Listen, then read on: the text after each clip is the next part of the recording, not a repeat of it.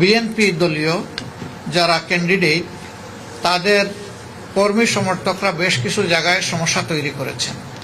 যেমন আমরা খবর পেয়েছি কুমিল্লার বড়ুরা, সেখানে বেশ কতগুলো সেন্টার দখল করে নেওয়া হয়েছে এবং আমাদের প্রার্থীকে শারীরিকভাবে আঘাত করা হয়েছে, যা গুরুতর নয়।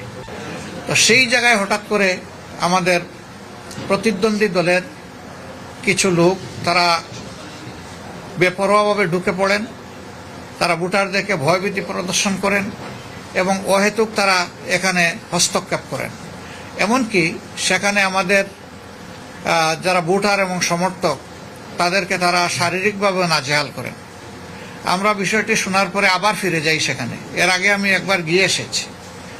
আমরা সেখানে গিয়ে দেখলাম যে সেনাবাহিনীর একজন কর্মকর্তা অত্যন্ত দায়িত্বশীলতার সাথে এই বিষয়টা তিনি হ্যান্ডেল করছেন এবং তখন পরিস্থিতি তিনি আশ্বস্ত করে বললেন যে আমাদের নিয়ন্ত্রণে আছে। আমি তখন তাকে বলেছি যে ভোট আওয়ার শেষ হওয়ার পরে শুধুমাত্র ভোট প্রক্রিয়ার সাথে সরকারের যে সমস্ত কর্মকর্তা কর্মচারী আছেন আর যারা বিভিন্ন প্রার্থীর এজেন্ট আছেন তার বাইরে যেন কেউ ঢুকতে না পারে, এটা আপনারা নিশ্চিত করবেন।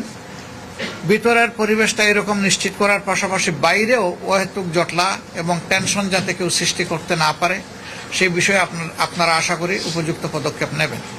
তারা আমাদেরকে আশ্বস্ত করেছেন, আমরাও তাদেরকে সর্বাত্মক সহযোগিতার আশ্বাস দিয়েছি। আমরা চাই ভোটটা শান্তিপূর্ণ হোক, প্রত্যেকটি মানুষ এসে তার মতো করে তার পছন্দ মতো ভোটটা দিয়ে যাক, ভয়ের সংস্কৃতি যেন তৈরি না হয়। এ পর্যন্ত সারা দেশের যে খবর আমরা পেয়েছি, বিভিন্ন জায়গায় বিএনপি দলীয় যারা ক্যান্ডিডেট তাদের কর্মী সমর্থকরা বেশ কিছু জায়গায় সমস্যা তৈরি করেছেন। যেমন আমরা খবর পেয়েছি কুমিল্লার বড়ুরা, সেখানে বেশ কতগুলো সেন্টার দখল করে নেওয়া হয়েছে এবং আমাদের প্রার্থীকে শারীরিকভাবে আঘাত করা হয়েছে, যা গুরুতর নয়।